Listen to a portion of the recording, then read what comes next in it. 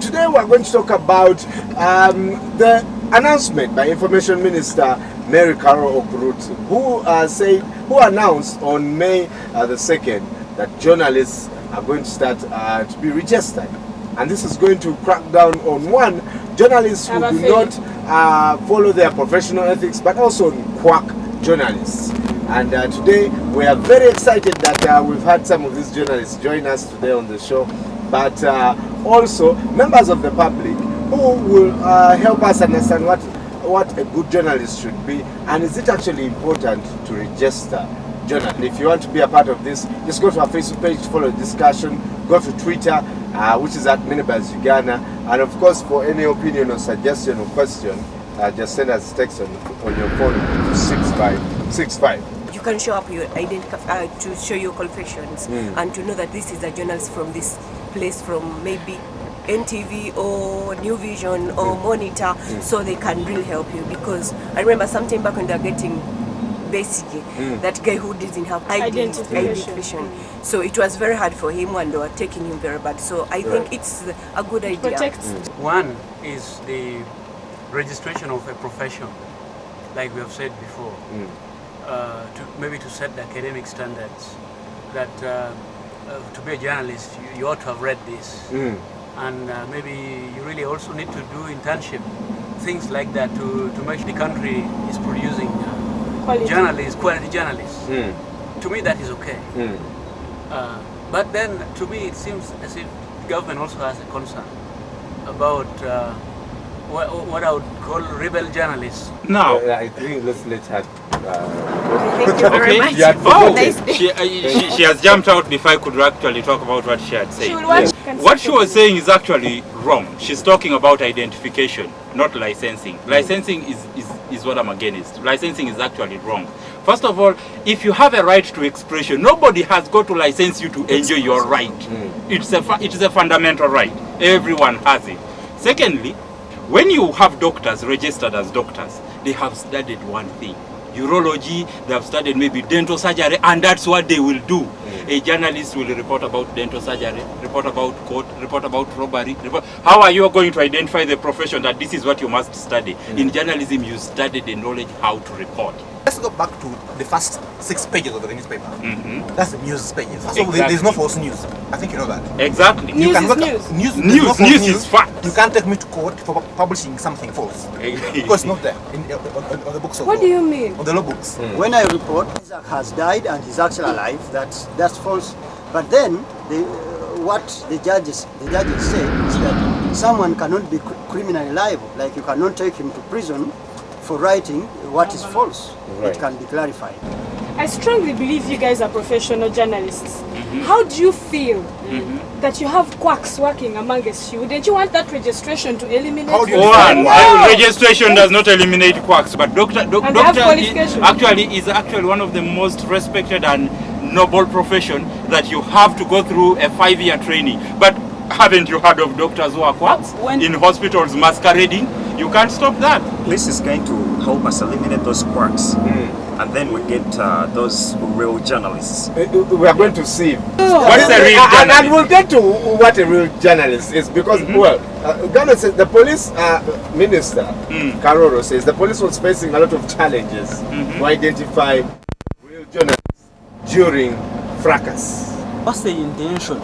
Because if you talk about licensing and the registration, if you license, are you setting standards, or you actually trying to curtail? I wanted to tell you that when you go to riots, there are things that as a journalist we are supposed to do well. You're supposed to dress in such a way that you are identified as a journalist. Because I don't think a police officer trying to calm down a rioter with throwing stones will have time to look at my ID. It's not possible.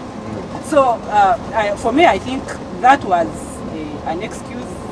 And then as actually we talk about registration, someone would wonder, the government has taken interest through the police recently in some journalists.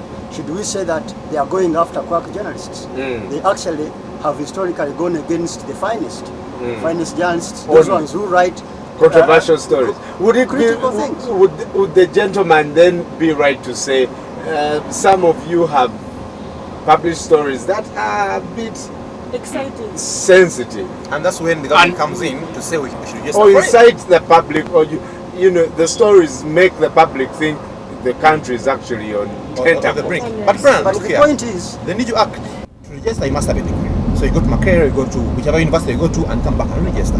The question is, why has this failed? It has failed because there is no complete definition of who a journalist is. Because I wake up in the morning, I studied law, but I want to write, and I go to Monitor and start writing about courts. I'm not a journalist as per the law. But I qualify to write about the law because the Constitution gives me the right to express myself. Yes. 2, if I register, I mean, if I have a registration card from my employer, that's the Monitor. What more do you need to know that I'm a journalist? Because one, Monitor employed me because they knew I could perform as a journalist. What if police says that they find trouble in identifying a journalist during riots? What is their registration? How is it going to help them identify Isaac when they're rioting? Yeah. Because I don't have police registration card on my head. The other thing is, what are they trying to achieve? Because if they don't trust us, we can't trust them. If they're going to register us from some office in Kampala, what guarantee do we have that they won't actually bring in their ISO boys to masquerade as journalists also? Dr. Peter Mwesuge is a media scholar and a senior journalist. Let's take a look at what he has to say. And when we come back, also look at other, what's the professional standards, you know. Yes, the government has brought this, but you as journalists, what are you expected to do? Is the problem registration or renewing of the license? Is it the content we should be worrying about now, not registration? When someone writes a story that is false, then they will get him to be personally answerable and not just take every person who wants to write to be registered in a database. Let's answer those questions after this.